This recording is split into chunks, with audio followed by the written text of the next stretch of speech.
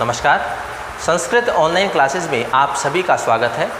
पिछली क्लास में हमने भर्तृहरि द्वारा रचित नीति शतकम को लेकर के चर्चा हम कर रहे थे, जिसके अंतर्गत हमने स्वाभिमान की जो प्रशंसा है उसको लेकर के हमने चर्चा की थी। आज हमारा जो अगला जो खंड है वो है धन का महत्व है। तो उसके संदर्भ में हमने एक पद्य उसको लेकर के हमने चर्चा की थी। तो आगे के जो हमारे पद्य हैं उनको लेकर के हम चर्चा करेंगे। तो आइए शुरू करते हैं। धन का महत्व के अंतर्गत हमारा जो अगला पद्य है वो कुछ इस प्रकार से है कि यशास्ति वित्तम स नरः कुलीनः स पंडितः स श्रुतवान गुणज्ञः स एव वक्ता स च दर्शनीयः सर्वे गुणः कांचनम आश्रयन्ति।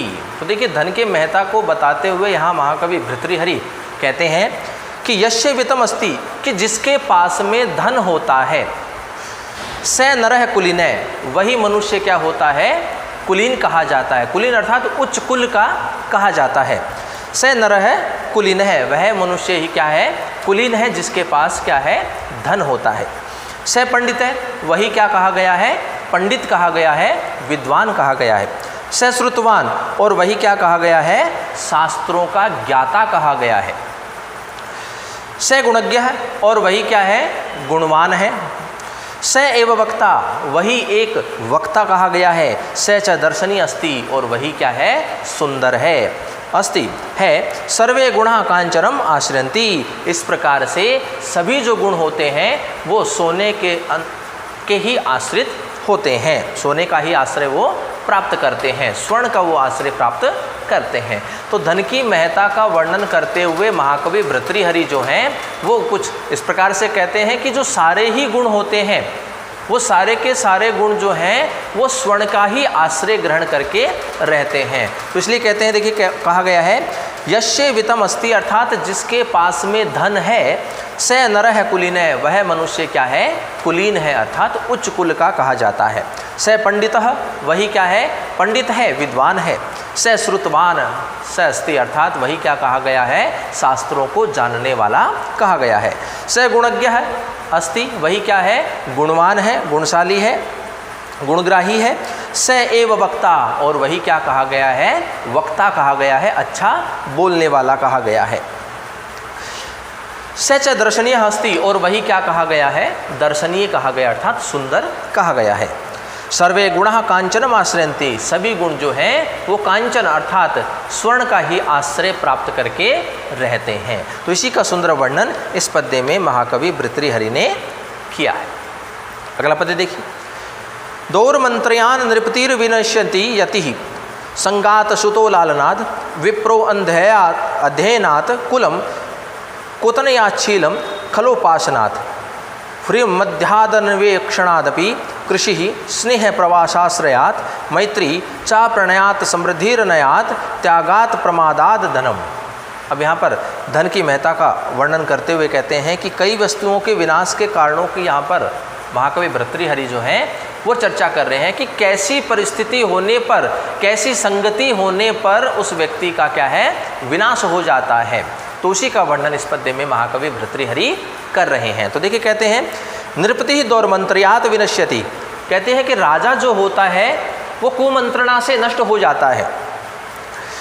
यति संगात विनश्यति, और ये जो यति होता है, जो सन्यासी होता है, महात्मा जो होता है, वो आसक्ति से युक्त होने पर नष्ट हो जाता है। सुत है लालनाथ, और जो सुत है अर्थात जो संतान पुत्र होता है वो अधिक लाड प्यार से वह नष्ट हो जाता है। विप्र है अध्ययनात्, और जो ब्राह्मण होता है वह अध्ययन न करने से अर्थात अध्ययन के रहित वह क्या होता है, नष्ट हो जाता है। कुलम कुतनयात, और जो कुल होता है, वंश होता है, वो कुपुत्र के उत्पन्न होने से नष्ट हो जाता है। शीलम खलोपासनात्, और जो शील है, आचरण है, स्वभाव है व्यक्ति का, वह दुष्टों की संगति से नष्ट हो जाता है।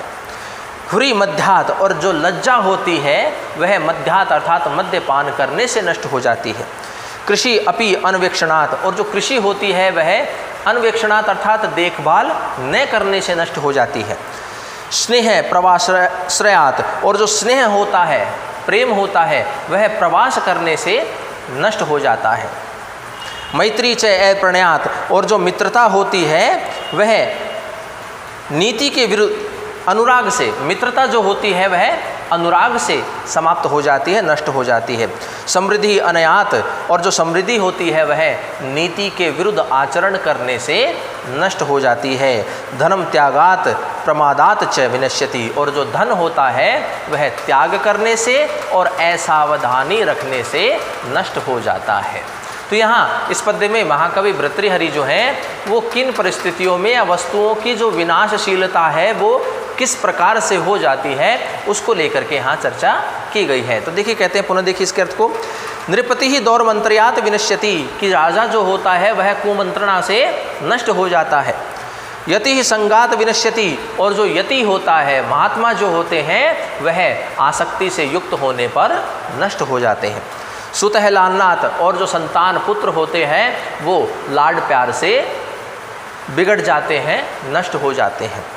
विप्र है अंधेनाथ, और जो ब्राह्मण होता है वो अध्ययन के बिना ही क्या हो जाते हैं, नष्ट हो जाते हैं। कुलम कुतनयात, और जो कुल होता है, उच्च कुल होता है, उच्च वंश होता है, वह कुपुत्र के उत्पन्न होने से नष्ट हो जाता है। शीलम खलोपासनात्, और जो शील होता है, आचरण होता है, व्यवहार होता है, वह दुर्जनों की संगति से नष्ट हो जाता है। ह्री मध्यात, और जो लज्जा होती है वह मद्यपान करने से नष्ट हो जाती है। कृषि अपि अन्वेक्षणात्, और जो कृषि होती है वह देखभाल न करने से नष्ट हो जाती है। स्नेह प्रवासाश्रयात, और जो स्नेह होता है, प्रेम जो होता है वह प्रवास करने से नष्ट हो जाता है। मैत्री च अप्रणयात, और मित्रता जो होती है वह अनुराग के अभाव से नष्ट हो जाती है। अगर मित्रता जो होगी तो उनके मध्य में जो अनुराग होता है, स्नेह होता है, उसका यदि अभाव रहता है तो मित्रता भी नष्ट हो जाती है, समाप्त हो जाती है। समृद्धि अनयात, और समृद्धि जो होती है वह नीति के विरुद्ध कार्य करने से नष्ट हो जाती है। धनम त्यागात प्रमादात च विनश्यति, और जो धन होता है वह त्याग करने से और असावधानी रखने से नष्ट हो जाता है। तो इस प्रकार से कई वस्तुओं के विनाश के कारणों की चर्चा इस पद्य में महाकवि भर्तृहरि ने की है। अगला पद्य देखिए, दानम भोगो नास्तिस्रो गतयो भवन्ति वितस्य, यो न ददाति न भुंक्ते तस्य तृतीया गतिर्भवति। अब ये कहते हैं कि धन जो होता है उसकी 3 प्रकार की गति होती है। या तो वह क्या करे, दान करे, या वह क्या करे, उसका उपभोग करे, और यदि व्यक्ति दोनों ही इन गतियों को नहीं अपनाता है धन की, तो तीसरी जो गति होती है नष्ट होना, वह उस धन का हो जाता है, वह जो धन होता है उस तीसरी गति को प्राप्त हो जाता है। तो यहाँ धन की जो स्थिति है उसको लेकर के कहा है कि धन की जो है वो 3 प्रकार की गति होती है। तो कहते हैं कि धन जो है वो संग्रह करके नहीं रखना चाहिए, क्योंकि संग्रह यदि किया हुआ धन है तो उसके जो दुष्परिणाम क्या हो सकते हैं उस परिणाम की चर्चा इस पद्य में महाकवि भर्तृहरि कर रहे हैं। तो देखिए कहते हैं, दानम भोग नाश च इति वितस्य तिस्र गतय भवन्ति, कि दान, भोग और नाश, दान देना, उपभोग करना और नष्ट हो जाना, इस प्रकार से वितस्य तिस्र गतय भवन्ति, इस प्रकार से धन की 3 प्रकार की गतियाँ होती है। यह न ददाति, जो न देता है, अर्थात जो न तो धन को दान करता है, न भुंक्ते अर्थात न उसका उपभोग करता है, तस्य तृतीया गति भवति, तो इस कारण से उस धन की तीसरी जो गति है अर्थात नष्ट होने की, वह गति को वह धन प्राप्त हो जाता है, अर्थात उस धन का नष्ट हो जाना निश्चित होता है। तो इसी का वर्णन इस पद्य में महाकवि भर्तृहरि ने किया है। अगला पद्य देखिए,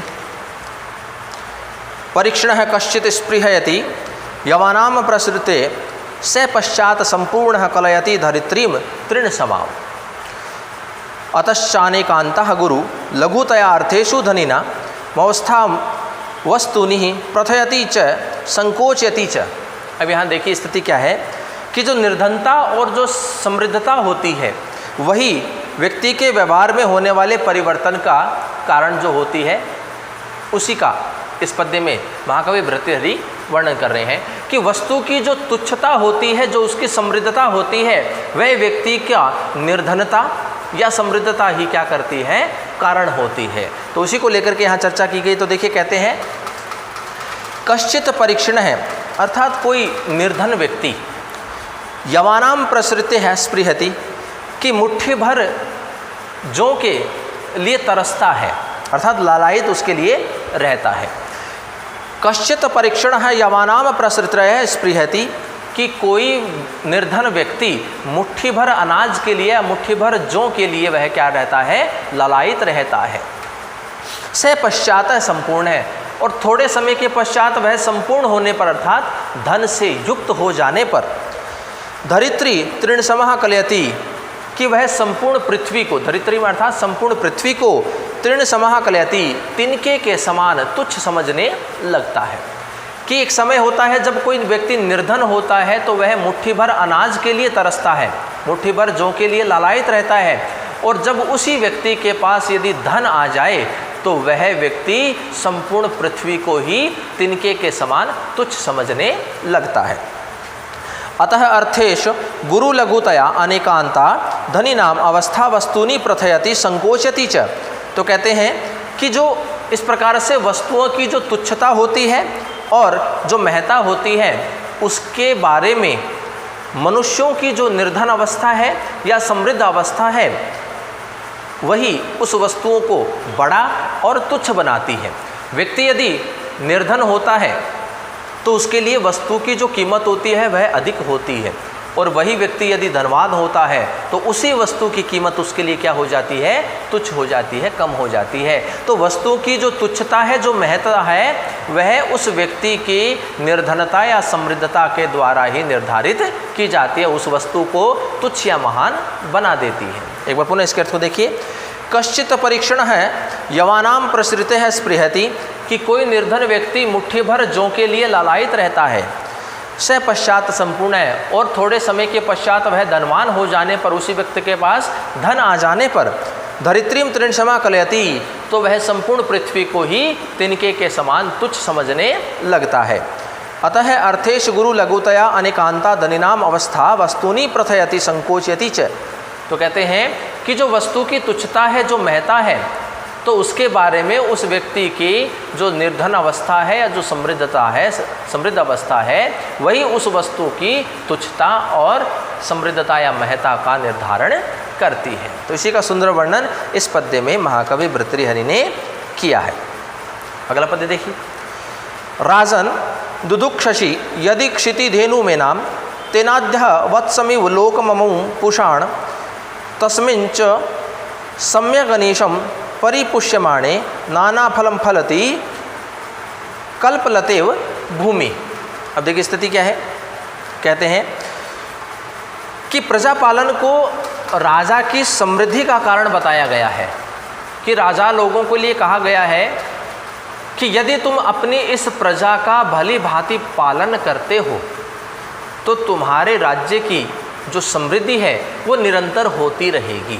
तो इसी को लेकर के चर्चा की गई। देखिए कहते हैं, हे राजन, हे राजाओं, यदि एनाक्षिति धेनु दुदुक्षसि तरहि, कहते हैं कि यदि इस पृथ्वी रूपी गाय का तुम दोहन करना चाहते हो, तेन अद्य अमुम लोकम वत्सम इव पुषाण, तो अपने इस जन समुदाय को बछड़े के रूप में, बछड़े की तरह इसका क्या करो, पालन करो।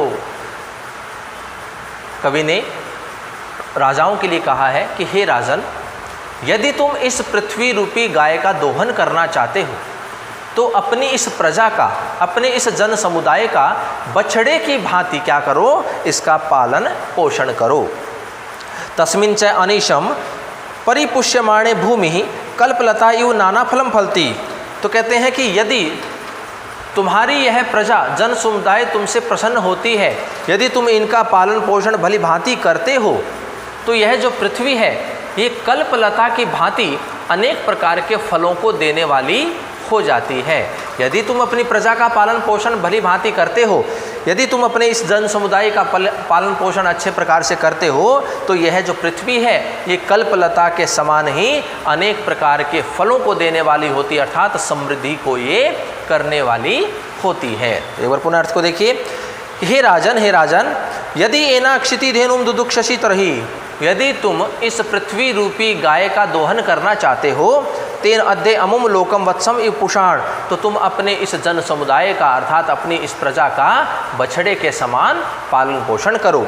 तस्मिन् च अनिशम परिपुष्यमाणे भूमि कल्पलता नाना फलम फलती, यदि तुम अपनी इस प्रजा का भली भांति से पालन पोषण करते हो तो यह जो पृथ्वी है ये कल्पलता के समान ही अनेक प्रकार के फलों को देने वाली होती है, अर्थात समृद्धि को करने वाली होती है। तो इसी का सुंदर वर्णन इस पद्य में महाकवि भर्तृहरि ने किया है।